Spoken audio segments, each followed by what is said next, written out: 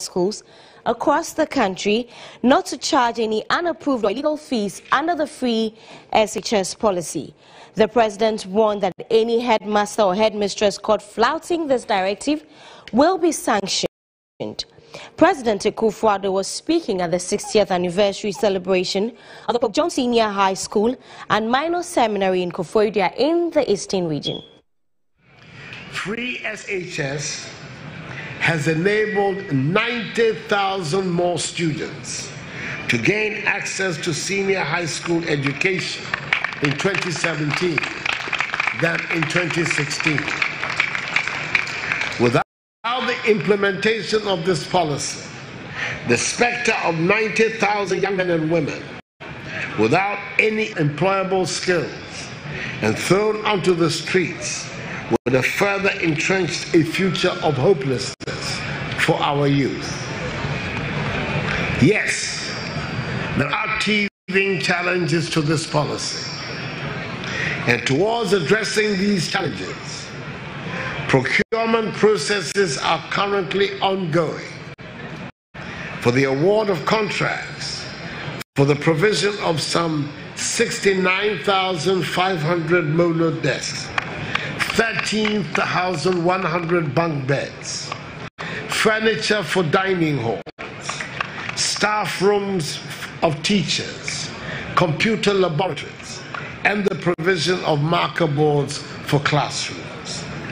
Funding has been secured for the expansion and upgrading of facilities in 75 senior high schools across the country, with construction works on the existing community day schools ongoing. Government beginning this year will also upgrade 42 senior high schools into model schools.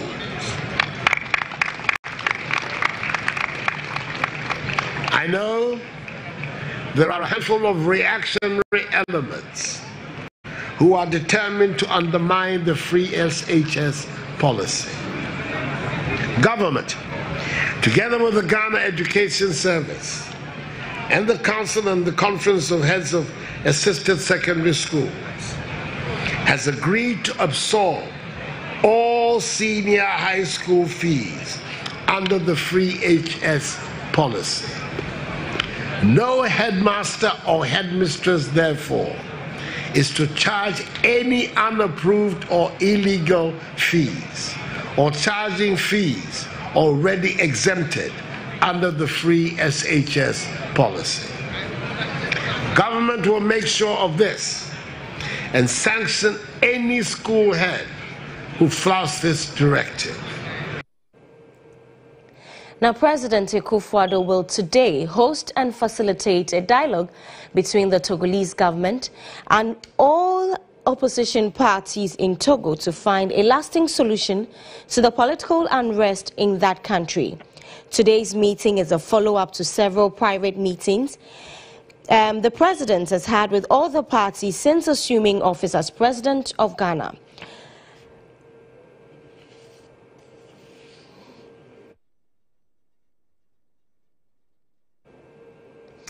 We're trying to get in touch with the Director of Communications at the Presidency to give us an understanding of what the meeting will be about and where it will take place. Let's do some other stories. Danger is looming for scores of students at the Somanya Methodist Junior High School because their classroom is gradually caving in what appears to be a neglect in the face of a huge threat. Management of the school say they have no option. My colleague William Evans Inkum has the rest of the story. Is Somanya Methodist JHS, and the problems here are obvious. The only difference perhaps is that for the teachers they have a shade that protects them against the sunlight, but for the students they continue to sit under the mercy of the weather. Apparently all options have been exhausted. Even the tree is now a luxury. A worried teacher could not hide her frustrations. Sitting under trees, it makes the concentration of the students very low. We are exposed to anything when the town folks are passing by. you see the students turning their necks round to look at them. So it makes concentration very low. This is just a fraction of a bigger problem.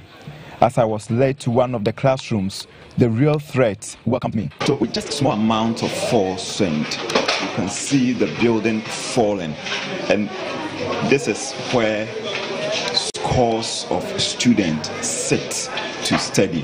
One doesn't need a building engineer to confirm that indeed this particular structure is on the verge of collapse. And the students here sit on a time bomb.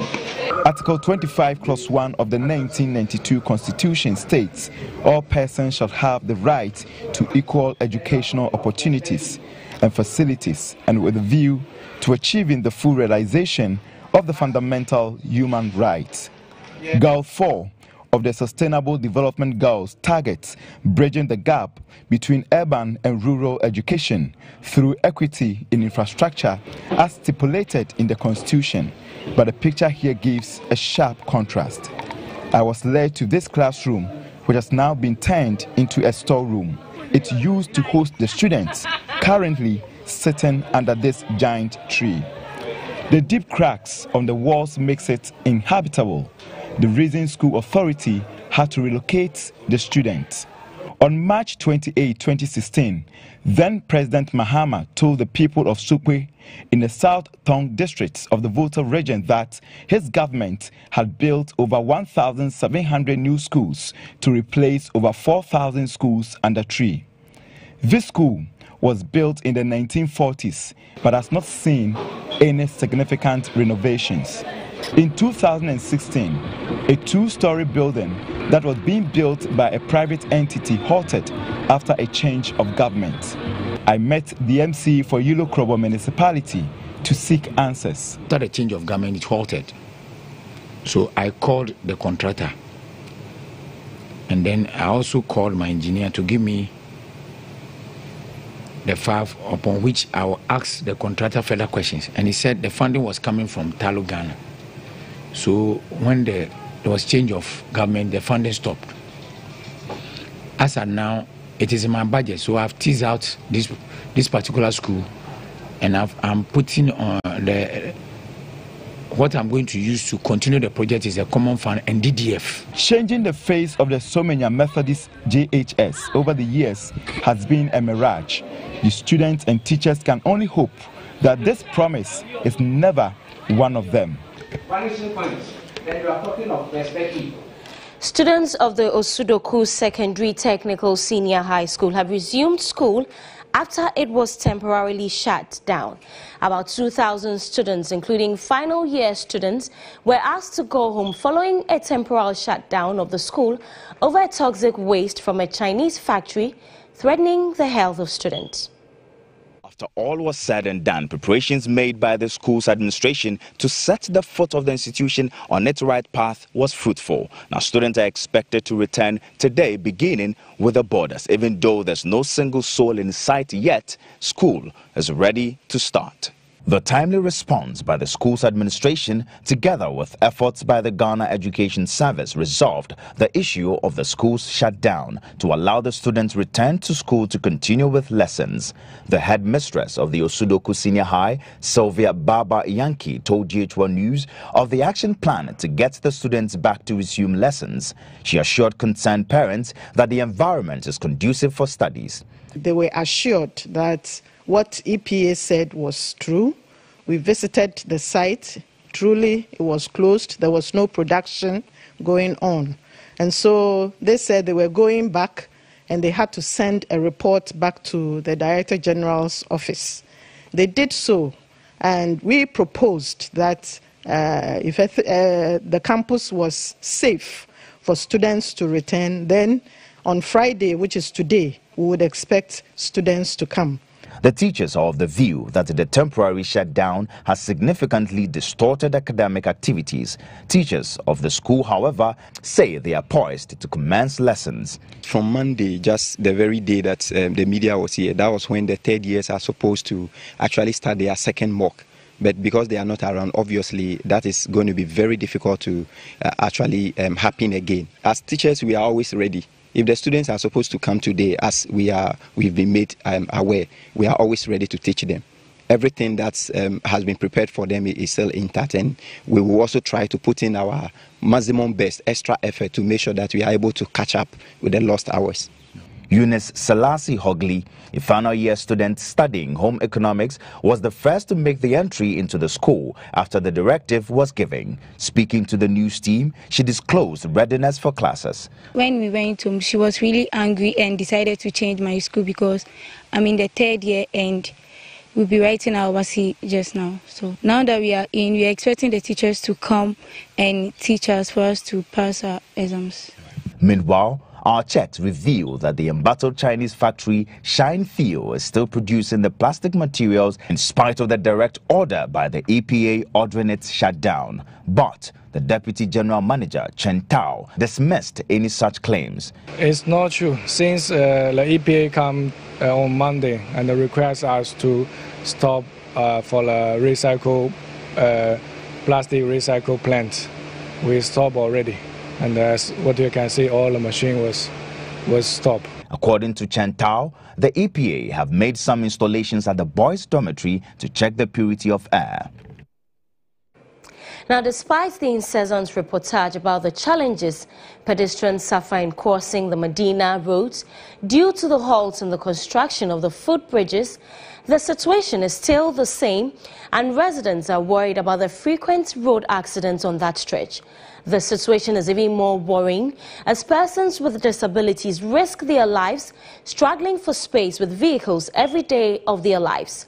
My colleague Patience Atipokai has more in this report. Crossing the road at the Medina Zongo Junction has always been a frightening experience for me, knowing that lives have been claimed on the spots.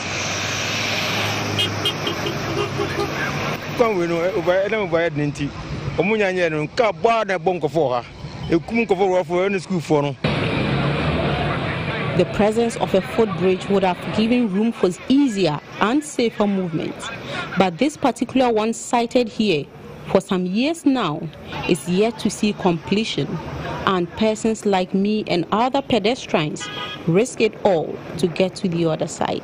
Because I'm for Baha, Macassa, States may be Baha Macassa. See her, and yet she never to do so young. Now I'm for school way.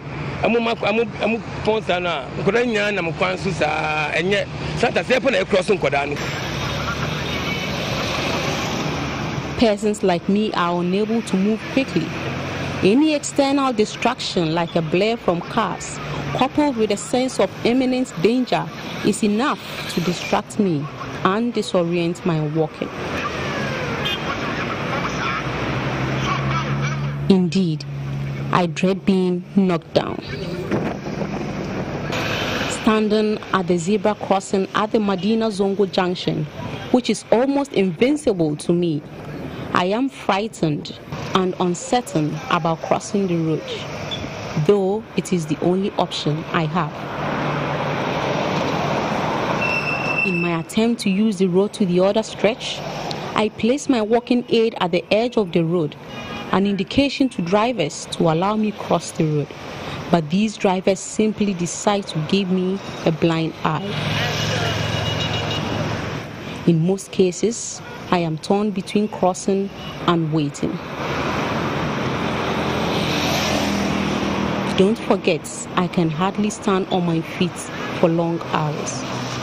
Just like most days, it takes the benevolence of some pedestrians for me to cross.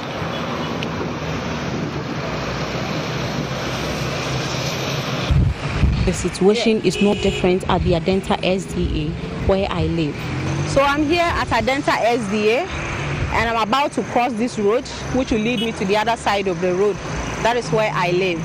As you can see, this footbridge seems to have been abandoned for quite some time now, and we don't know when exactly it will be completed to aid crossing of pedestrians and then school children alike. The overhead has been abandoned for years. It has virtually been reduced to a rest point for the public. I use this road every day with the hope of getting to the other pavements of the road anytime I close from work.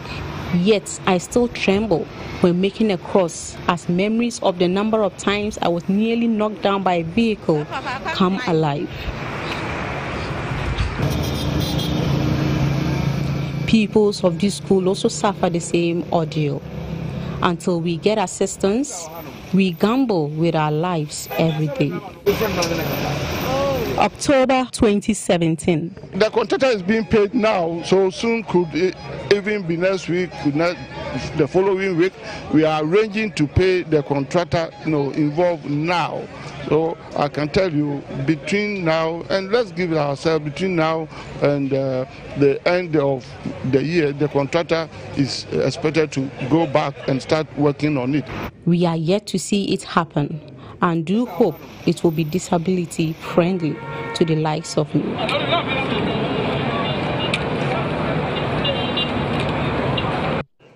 The craze for a fairer skin among a section of Ghanaians appear not to be waning despite intense campaign against the practice. Now, people have devised alternative means by using injections and pills to bleach their skin.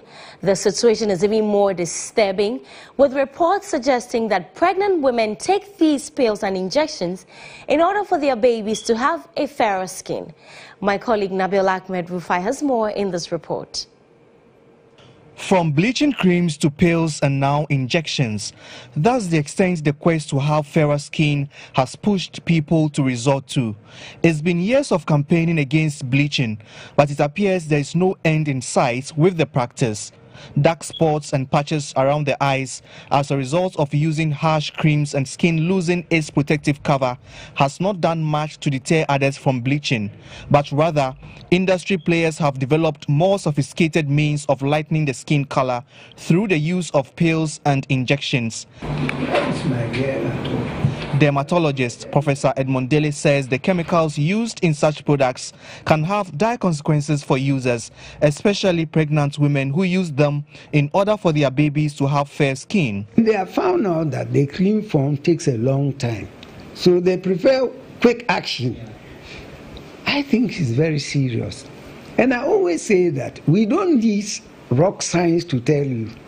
Just look at our brothers and sisters. Any observer walking around and see these our brothers and sisters who have lost their black pigment, don't you see them around?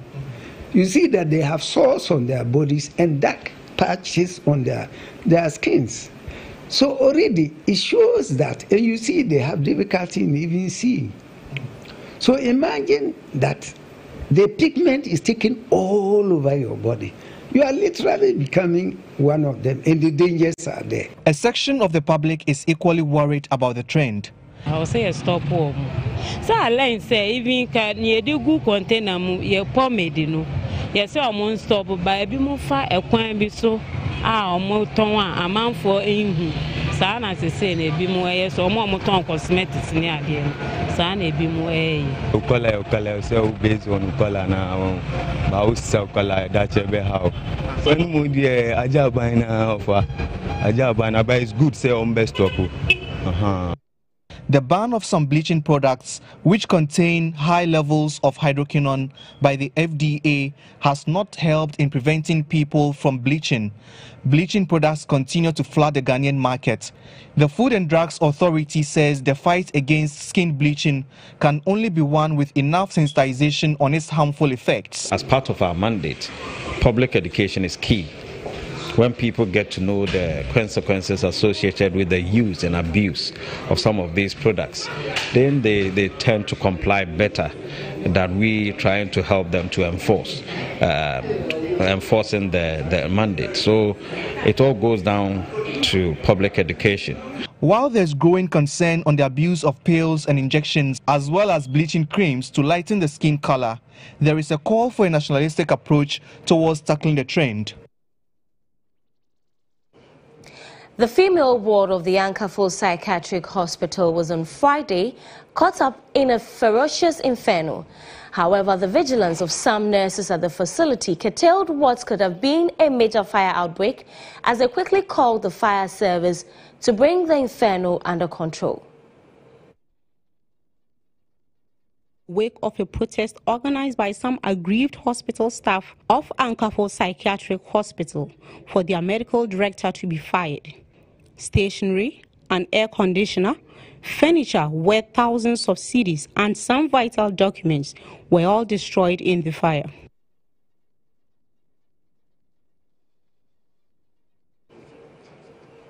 Let's go for a break. When we come back, we have business and we have international and the weather.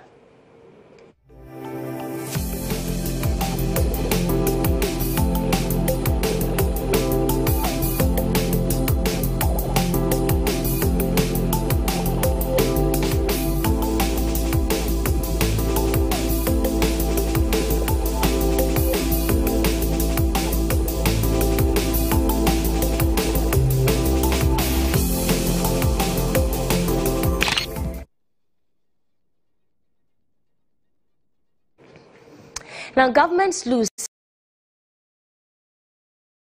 at least 700 million cedis annually in taxes because of the smuggling of petroleum products alone. That, however, could soon end if government's plans to deal forcefully and decisively with smugglers are achieved. Vice President Dr. Mahmoud Bawumia says government is formulating policies to nip its smuggling and illegal bunkering in the bud. Dr. Bawumia gave the assurance when he paid a working visit to the Western Naval Command at Sekondi on Thursday, February 15, 2018. According to the Vice President, the visit was to enable him understand at first hand the issues surrounding illegal bunkering and the smuggling of petroleum, as well as to discuss the challenges of the Ghana Navy in the fight against illegality. He also took the opportunity to inspect a number of canoes specifically modified by the illegal bunkerers to store petroleum products offloaded at sea. According to the Chief Executive of the National Petroleum Authority, Hassan Tampoli, some of the modified canoes can hold as much as 120 liters of fuel, enough to fill 2.5 bulk haulage vehicles, popularly known as tankers. Mr. Tampoli disclosed that 9 persons had been arrested and handed over to the police, while 4 tankers been seized in recent months. Speaking to the media after the visit, Vice President Bawumia said government was disturbed by the increasing report of smuggling, and cabinet was considering various models to fight the canker, which has a direct effect on efforts to move Ghana beyond aid. He stated government's determination to deal with the matter in a decisive manner and warned those engaged in it to desist for their own good. We as a country have to maximize the use of our own internal resources, and the maritime resources are very important. And when you look at a country that wants to move beyond aid, it is a country that has to maximize all its revenues. And so when we lose revenues from illegal bunkering, which leads to smuggling of fuel into Ghana without paying taxes and so on, we've got to find ways of dealing with it. Vice President Bawumia also underscored government's ongoing efforts to adequately equip the Navy, especially with the patrol boats, to address the challenges outlined by the commander of the Western Naval Command. We've come in to understand what the challenges of the Naval Command are, and they told us what those challenges were. They basically need a bit of support in terms of the boats and the ships that they have, fuel and other areas, and we are going to make sure we provide that support. The Vice President later paid a courtesy call on the Paramount Chief of Esikado Traditional Area, Nana Kwabna Nketiah V. In business, it is often said that the higher the risk, the greater the return. But some risks have no return, and that's why the Ghana Insurance Association is embarking on a national radio sensitization. The exercise is aimed at creating awareness on consumer protection in insurance. Risks come in all forms: death, damage to property, or even temporary or permanent disability. Sometimes taking out an insurance policy itself could be risky if not armed with the right information. Hence, the need for the sensitization exercise on consumer protection in insurance.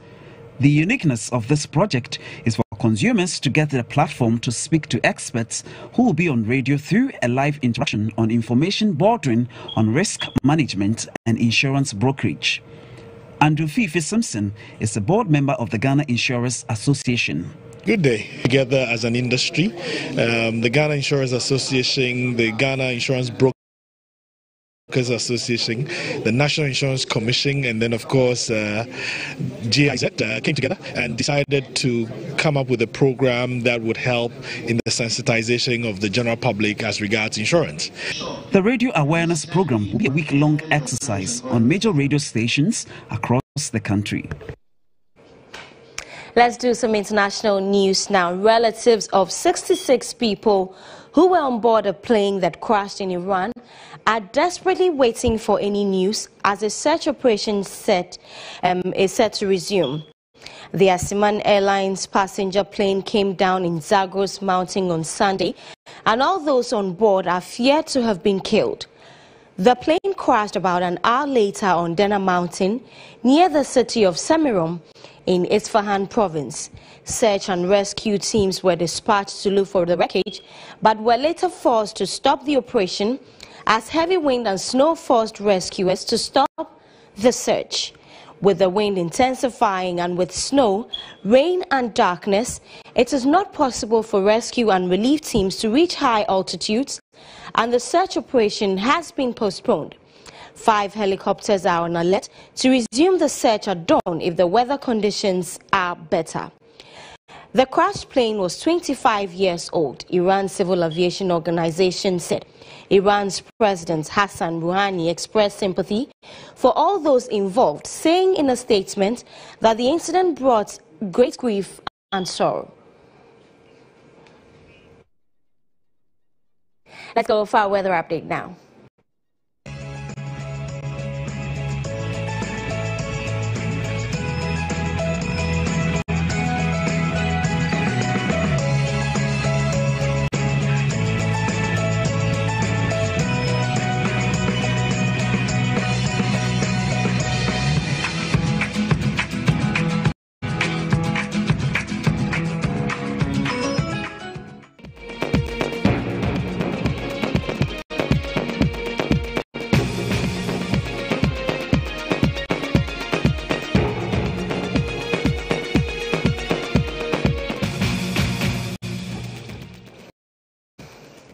Well, that's it for GHToday News. My name is Sewa Amia. The news team will be back here at 11:30 with more news. Well, the show continues right